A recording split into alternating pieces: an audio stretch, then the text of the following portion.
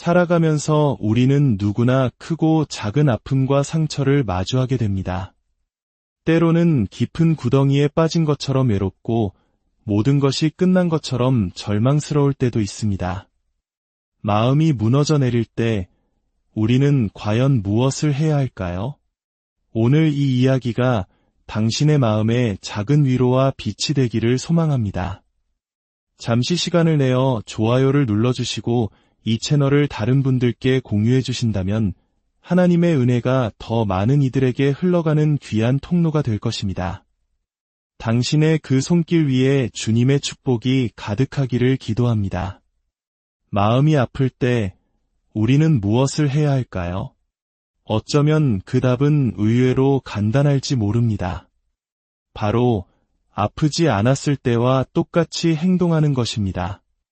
하나님께서는 당신이 상처 입은 모든 곳을 치유하실 수 있음을 믿으시기 바랍니다. 우리가 하나님의 말씀을 더 깊이 알고 삶에 적용할수록 우리는 매일의 삶을 더욱 온전히 누릴 수 있게 됩니다.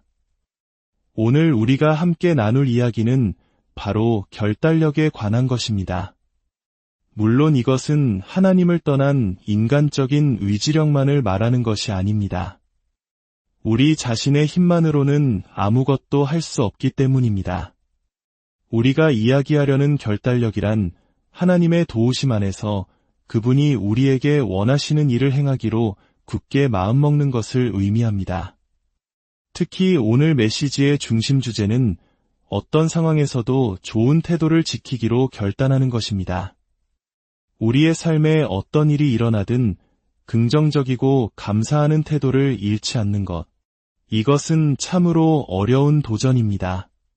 하지만 우리의 믿음이 성숙해질수록 우리는 이 일을 더욱 능숙하게 해낼 수 있게 됩니다. 예수님께서는 단 한 번도 나쁜 태도를 가지신 적이 없다고 저는 믿습니다. 그분은 우리보다 훨씬 더 큰 시험과 시련을 겪으셨음에도 불구하고 말입니다. 이 주제를 더 깊이 이해하기 위해 우리는 구약 성경의 한 인물, 요셉의 삶을 들여다보려 합니다. 그의 이야기는 우리에게 깊은 영감과 교훈을 줍니다. 요셉의 인생은 형제들에 의해 깊은 구덩이에 던져지는 것으로 시작됩니다. 그는 노예로 팔려갔고 하지도 않은 일 때문에 억울하게 13년 동안 감옥에 갇히는 신세가 되었습니다. 하지만 이 모든 고난 끝에 그는 이집트의 총리가 되어 파라오 다음 가는 권력자가 되었습니다. 구덩이에서 궁전까지 그 기적 같은 여정 속에서 과연 무슨 일이 있었던 것일까요? 우리 모두의 삶에도 요셉의 구덩이와 같은 순간들이 있습니다. 누군가에게 상처를 받고 깊은 실망을 겪고 소중한 것을 잃어버리는 일들. 사탄은 우리가 그 절망의 구덩이에서 영원히 머물기를 바랍니다. 밑도 끝도 없는 구덩이로 우리를 끌고 들어가 우리의 삶을 즐기지 못하도록 방해합니다. 하지만 요셉의 삶을 자세히 들여다보면 놀라운 사실 하나를 발견하게 됩니다. 그가 겪었던 그 모든 부당하고 억울한 일들 속에서 성경 어디에도 요셉이 불평하거나 원망했다는 기록을 찾아볼 수 없다는 것입니다. 어떤 분은 그가 불평했지만 기록되지 않았을 수도 있지 않나? 라고 물을 수 있습니다. 하지만 성경은 욥이 불평했을 때, 요나가 불평했을 때, 심지어 위대한 왕 다윗이 내가 하나님께 내 불평을 쏟아 놓았나이다 라고 말했을 때 그 모든 것을 기록했습니다. 그러나 요셉에 대해서는 그런 기록이 전혀 없습니다. 그는 시종일관 좋은 태도를 유지했습니다. 요셉은 하나님이 주신 꿈을 가진 소년이었습니다. 그의 형들은 그를 질투했습니다. 아버지가 그에게 선물한 아름다운 채색 옷은 그 질투심에 불을 지폈습니다. 여기서 우리가 기억해야 할 중요한 사실이 있습니다. 누군가를 질투한다고 해서 그 사람이 가진 것이 사라지지는 않는다는 것입니다. 질투는 오직 우리 자신을 비참하게 만들 뿐입니다. 걱정하고 분노하고 용서하지 않는 마음, 우리는 그것이 상대방에게 상처를 줄 것이라 생각하지만 사실 그 모든 부정적인 감정은 우리 자신을 갉아먹을 뿐입니다. 형들의 질투는 극에 달해 요셉을 죽이려 했습니다. 그들은 그를 광야의 구덩이에 던져버렸습니다. 하지만 마침 지나가던 이스마엘 상인들에게 그를 노예로 팔아버리죠. 요셉은 이집트로 끌려가 시위대장 보디발의 집에 노예가 됩니다. 그런데 여기서부터 놀라운 일이 일어납니다. 요셉이 가는 곳마다 하나님께서 그에게 은혜를 베푸셨다는 것입니다. 그는 곧 보디발 집의 모든 소유를 관리하는 가정 총무가 되었습니다. 그러나 시련은 끝나지 않았습니다. 보디발의 아내의 끈질긴 유혹을 거절하자 그는 오히려 억울한 누명을 쓰고 감옥에 갇히게 됩니다. 하지만 감옥에서도 하나님의 은혜는 그를 떠나지 않았습니다. 그는 간수장의 신임을 얻어 감옥의 모든 죄수를 돌보는 책임을 맡게 됩니다. 만약 우리가 우리 삶에 어떤 일이 일어나든 좋은 태도를 유지할 수 있다면 하나님께서는 반드시 우리에게 은혜를 베푸실 것입니다. 성경은 말합니다. 사람들이 요셉을 미워했지만 그러나 하나님은 그와 함께 하셨다고. 이 두 단어, 그러나 하나님은 얼마나 놀라운 위로와 소망을 주는 말입니까? 다른 누군가가 우리에게 어떤 상처를 주려 하든 하나님께서 개입하시면 우리는 그 혼란의 한가운데서도 축복을 받을 수 있습니다. 우리의 진짜 문제는 문제 그 자체가 아닙니다. 문제를 대하는 우리의 태도가 진짜 문제입니다. 감옥에서 요셉은 파라오의 술 맡은 관원장과 떡 굽는 관원장의 꿈을 해몽해 줍니다. 그리고 그들에게 파라오의 궁으로 돌아가게 되면 자신을 기억해달라고 부탁합니다. 하지만 그들은 요셉을 까맣게 잊어버렸습니다. 누군가에게 선을 베풀었지만 철저히 잊혔을 때의 그 아픔. 우리도 그런 경험을 해본 적이 있지 않습니까? 내가 필요할 땐 찾지만 정작 그들이 필요할 땐 나를 외면하는 사람들.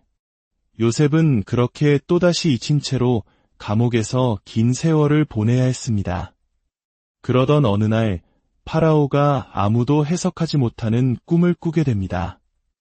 그때서야 술 맡은 관원장이 요셉을 기억해냅니다. 파라오 앞에 불려간 요셉은 하나님의 지혜로 꿈을 명확하게 해석합니다.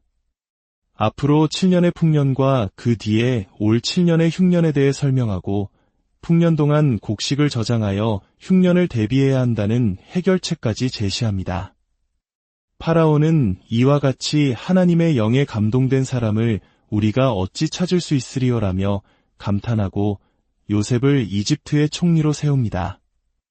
이 모든 과정을 통해 우리가 발견하는 것은 무엇입니까?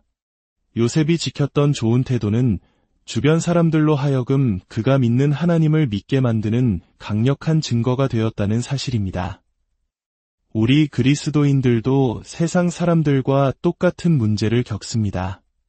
하지만 그들이 절망하고 나쁜 태도를 보일 때 우리가 좋은 태도를 유지할 수 있다면 사람들은 우리에게 물어올 것입니다. 어떻게 직장을 잃는 상황에서도 그런 좋은 태도를 유지할 수 있나요? 어떻게 그런 어려운 일을 겪으면서도 평안할 수 있나요? 바로 그 순간이 우리의 주님이신 예수 그리스도를 증거할 수 있는 문이 열리는 순간입니다. 우리는 세상에 나가 우리의 빛을 비추어야 합니다. 사람들에게 무언가를 설교하려 애쓰기 전에 먼저 그들 앞에서 진정한 그리스도인으로 살아가는 모습을 보여주는 것입니다. 문제가 생겼을 때 사람들은 자신이 의지할 수 있는 견고한 믿음을 가진 사람을 찾아오게 되어 있습니다. 구덩이에서 궁전으로. 요셉의 인생 역전은 다른 어떤 이유도 아닌 그가 끝까지 지켰던 좋은 태도와 타협하라는 유혹에 아니오라고 말했던 거룩한 결단력 덕분이었습니다. 좋은 태도를 지키기 위해 우리는 기도해야 합니다. 누군가 나에게 상처를 주었을 때 가장 먼저 해야 할 일은 친구에게 전화해 그 사람에 대해 이야기하는 것이 아닙니다. 그것은 상황을 악화시킬 뿐입니다. 가장 먼저 우리의 위로자 되시는 성령님께 나아가 위로를 구해야 합니다. 그리고 두 번째로 그 사람을 용서할 수 있는 힘을 달라고 기도해야 합니다. 누군가를 더 빨리 용서할수록 용서는 더 쉬워집니다. 용서를 미루고 오래 기다릴수록 그 상처와 미움은 우리 내면에 더 깊이 뿌리내려 놓아주기가 점점 더 어려워집니다. 당신의 마음속에 누군가를 향한 상처와 쓴뿌리, 분노를 품고 있지 마십시오. 그것은 그 사람을 해치는 것이 아니라 바로 당신 자신을 해치는 일입니다. 그들은 어쩌면 당신이 화가 나 있다는 사실조차 모르고 자신의 삶을 즐기고 있을지도 모릅니다. 사랑은 언제나 가장 좋은 것을 믿어주는 것입니다. 설령 내가 좋은 쪽으로 믿어주었는데 상대방의 의도가 그렇지 않았다면 어떻게 하냐고요? 괜찮습니다. 적어도 당신은 그 시간 동안 행복했으니까요. 태도가 당신의 인생의 고도를 결정합니다. 재능은 조금 부족하더라도 좋은 태도를 가진 사람이 재능은 뛰어나지만 나쁜 태도를 가진 사람보다 훨씬 더 멀리 높이 나아갈 수 있습니다. 문제가 있을 때 자기 연민에 빠지지 마십시오. 모든 사람에게는 각자의 문제가 있습니다. 자기 연민에 빠져 계속해서 자신의 문제만 이야기한다면 사람들은 곧 지쳐서 당신을 피하게 될 것입니다. 문제가 있을 때 할 수 있는 가장 좋은 일 중 하나는 다른 사람에게 가서 축복이 되어주는 것입니다. 이것은 사탄을 가장 화나게 만드는 일입니다. 에베소서 6장 12절은 우리의 씨름은 혈과 육을 상대하는 것이 아니라고 말합니다. 우리의 진짜 적은 사람이 아니라 그들 뒤에서 역사하는 어둠의 세력입니다. 그러므로 사람에게 복수하려는 것은 아무 소용이 없습니다. 진짜 복수는 사탄에게 하는 것입니다. 그리고 사탄에게 복수하는 유일한 길은 다른 사람에게 선을 행하는 것입니다. 로마서 12장 21절은 악에게 지지 말고 선으로 악을 이기라고 말씀합니다. 이것이 바로 우리를 구원하는 말씀입니다. 한 나귀가 구덩이에 빠진 이야기가 있습니다. 주인은 늙은 나귀를 구하는 것이 너무 힘들다고 생각하고 그냥 흙으로 덮어 묻어버리기로 결심합니다. 이웃들과 함께 나귀의 등 위로 흙을 퍼붓기 시작했습니다. 이것이 바로 사탄이 우리에게 하는 일입니다. 우리를 절망의 구덩이에 던져넣고 계속해서 비난과 상처의 흙더미를 던지는 것입니다. 그런데 놀라운 일이 벌어졌습니다. 흙더미가 등에 떨어질 때마다 나귀는 그것을 털어내고 발밑으로 밟았습니다. 계속해서 흙이 쏟아졌고 나귀는 계속해서 흙을 털어내고 그 위로 올라섰습니다. 마침내 흙이 구덩이를 가득 채웠을 때 나귀는 유유히 구덩이 밖으로 걸어 나왔습니다. 사탄이 우리를 묻어버리려고 던지는 흙더미를 우리는 오히려 딛고 일어서는 발판으로 삼을 수 있습니다. 우리는 구덩이에서 나와야 합니다. 그러기 위한 가장 좋은 방법 중 하나는 좋은 태도를 갖는 것입니다. 그리고 기억하십시오. 아무리 당신이 힘들어도 이 세상에는 당신보다 더 힘든 사람이 있다는 사실을. 미성숙한 신앙인은 자신의 고통만을 이야기하지만 성숙한 신앙인은 자신의 고통 속에서도 여전히 다른 사람을 돕고 선을 베풉니다. 마음이 아플 때 무엇을 해야 하냐고요? 아프지 않을 때 하던 일을 똑같이 계속하십시오. 당신의 약속을 지키고 당신의 책임을 다하십시오. 성경은 하나님께서 당신을 구덩이에서 건져내시고 소망을 주실 것이라고 약속합니다. 스가랴 9장 12절은 이렇게 선포합니다.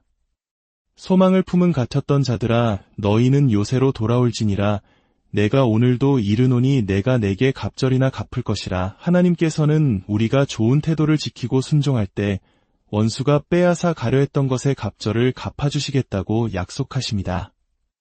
욥은 그를 위로해야 할 친구들에게 비난을 받았습니다. 하지만 하나님은 욥에게 그 친구들을 위해 기도하라고 말씀하셨습니다. 그리고 욥이 그의 친구들을 위하여 기도했을 때 주님께서는 그가 잃었던 모든 것을 갑절로 회복시켜 주셨습니다. 당신에게 상처 준 사람들을 위해 기도하고 계십니까? 마땅히 그렇게 해야 합니다. 당신이 지금 어떤 깊은 구덩이에 빠져 있든 예수님께서는 당신을 그곳에서 건져 올리시는 분임을 믿으십시오. 사탄은 우리를 구덩이에 밀어넣지만 예수님은 우리를 그곳에서 들어 올리십니다. 당신이 지금 어떤 구덩이에 빠져 있든 주님께서 당신의 손을 붙잡고 일으켜 세워주실 것을 믿으십시오. 고통의 순간에도 좋은 태도를 지키기로 결단하십시오. 용서하고 기도하며 선으로 악을 이기십시오. 그리할 때 당신의 삶은 구덩이를 넘어 궁전으로 향하는 놀라운 여정이 될 것입니다. 당신의 삶에 하나님의 놀라운 축복과 평강이 언제나 함께하기를 간절히 기도합니다.